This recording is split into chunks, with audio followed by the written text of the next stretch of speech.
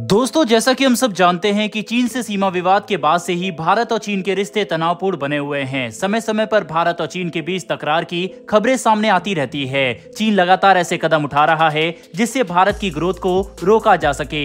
भारत भी अब ये कोशिश कर रहा है कि चीन पर भारत की निर्भरता को कम से कम किया जा सके। इस दिशा में भारत ने भी कई अहम फैसले लिए, चाहे फिर वो इंडिया में चाइनीज एप्स को बैन करना हो या चाइनीज प्रोडक्ट पर इंपोर्ट ड्यूटी लगाना हो। अब पहले की तरह चीन भारत में स्वतंत्रता से व्यापार नहीं कर पा रहा है। इसके अलावा जो चाइनीज कंपनियां लंबे समय से भारत में व्यापार कर रही है, इन कंपनियों पर भी भारत की कड़ी नजर है। चीन भी इस बात को भली भांति समझ रहा है। यही वजह है कि उसने एक नया जाल बिछाया और डायरेक्ट नहीं तो इनडायरेक्ट तरीके से भारत में निवेश किया। पहले भारत में पार्टनर ढूंढा और फिर कंपनी को इंडियन कंपनी के तौर पर स्थापित किया ताकि निवेश किया जा सके। इसका एक उदाहरण है MG मोटर्स। दोस्तों, इसी बीच चीन की एक और काली करतूत सामने आई है। दरअसल चीन की दो कंपनियों की पोल खुल गई है और इनके खिलाफ जांच के आदेश दिए गए हैं। इन कंपनियों पर चीन में पैसे भेजने का आरोप है। इसमें एक कंपनी तो MG मोटर्स ही है, जिसकी चर्चा अभी हमने थोड़ी देर पहले की थी, और दूसरी कंपनी है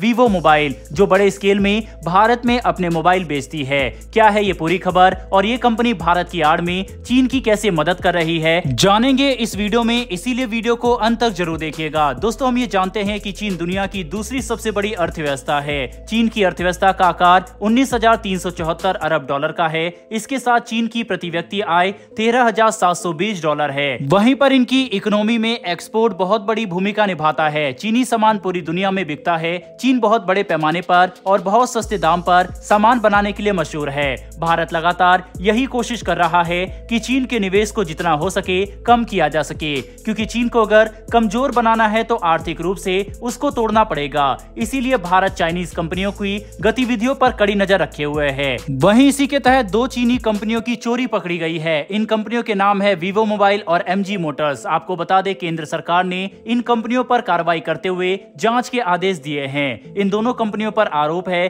कि इन्होंने चीनी सरकार को बड़ी मात्रा में प्रॉफिट दिया है और टैक्स की चोरी की है। दोस्तों, आपको बता दें, इससे पहले फाइनेंशियल ईयर 2019-20 में MG मोटर्स को भारी नुकसान हुआ था। इसी के बाद ये कंपनी सरकार के घेरे में आ गई थी। केंद्र सरकार ने जब कंपनी के फाइनेंशियल स्टेटमेंट की जांच की तो इससे कई तरह की गड़बड़ियों जैसे टैक्स चोरी, बिलिंग में गड़बड़ी आदि सामने आई। अब एक नए विवाद में MG मोटर्स फंस गई है। अब बात करते हैं चीनी मोबाइल कंपनी Vivo इंडिया की। दरअसल DRI यानी कि डायरेक्टरेट ऑफ रेवेन्यू इंटेलिजेंस को यह खबर मिली है कि कंपनी ने बिना कस्टम ड्यूटी दिए ही चीन से बड़े स्केल पर रॉ मटेरियल खरीदा। इसके बाद ही DRI ने कंपनी पर जांच की और बताया कि अब तक तकरीबन 2217 करोड़ रुपए की कस्टम ड्यूटी की चोरी हुई है। इसके अलावा कंपनी के कई ठिकानों पर छापा भी मारा गया। वहीं पर इसमें सामने आया कि कस्टम ड्यूटी न चुकाने को लेकर बड़ी साजिश की गई है। इस दौरान DRI ने कई महत्वपूर्ण डॉक्यूमेंट भी बरामद किए थे। इन डॉक्यूमेंट की जांच से ही खुलासा हुआ है। दोस्तों, अगर मौजूदा चल रही जांच में ये दोनों कंपनियां दोषी पाई गई तो केंद्र सरकार इनके खिलाफ बड़ा एक्शन ले सकती है, जिससे चीन को भारी झटका लग सकता है। चीन लगातार पड़ोसी देशों में अपनी मौजूदगी मजबूत करना चाह रहा है। इसको लेकर भी एक बहुत बड़ी खबर सामने आई है कि चीन ने भूटान के साथ सीमा समझौते से पहले ही भूटान के एक बहुत बड़े भूभाग पर कब्जा कर लिया है। दोस्तों, इस बात का खुलासा ब्रिटेन के प्रसिद्ध royal institute of international affairs ने किया है। चैथम हाउस ने खुलासा किया है कि चीन ने भूटान से चल रहे सीमा विवाद के दौरान ही भूटान पर कब्जा करना जारी रखा। वहीं ऐसा माना जा रहा है कि दोनों देशों के बीच जल्द ही होने वाले सीमा समझौते के बाद भूटान के जकारलुंग और पड़ोसी मेनचुमा घाटी दोनों में चीन के कब्जे में की गई जमीन को छोड़ देगा। चैथम हाउस के एक्सपर्ट ने यह भी कहा है कि भूटान की राजधानी थिम्पू और बीजिंग के बीच कोई भी समझौता और औपचारिक राजनीतिक संबंध भारत के लिए चिंता का विषय बन सकता है। भूटान लंबे समय से चीन और भारत के बीच एक बफर जोन की तरह काम कर रहा है। इस ओर चीन भी सक्रिय है और वह लगातार भूटान में निर्माण कार्य में बहुत निवेश कर रहा है। चीन ने मेनचुमा घाटी में भी कई निर्माण किए हैं। कुल मिलाकर यह साफ तौर पर जाहिर है कि चीन अधिक से अधिक देशों में अपनी मौजूदगी स्थापित करना चाह रहा है। वहीं पर इससे उसकी पकड़ और मजबूत होगी। वहीं भारत लगातार चीन की इस चाल को मात देने में लगा हुआ है। अब भारत के लिए एक पॉजिटिव साइन यह है कि इसमें अमेरिका भी भारत के साथ है। अब ये देखने वाली बात होगी कि दोनों कंपनियां MG मोटर्स और वीवो मोबाइल इंडिया के खिलाफ भारत क्या कड़ा रुख अपनाएगा और आने वाले समय में हो सकता है कि भारत और भी सख्त नियम कानून बनाए।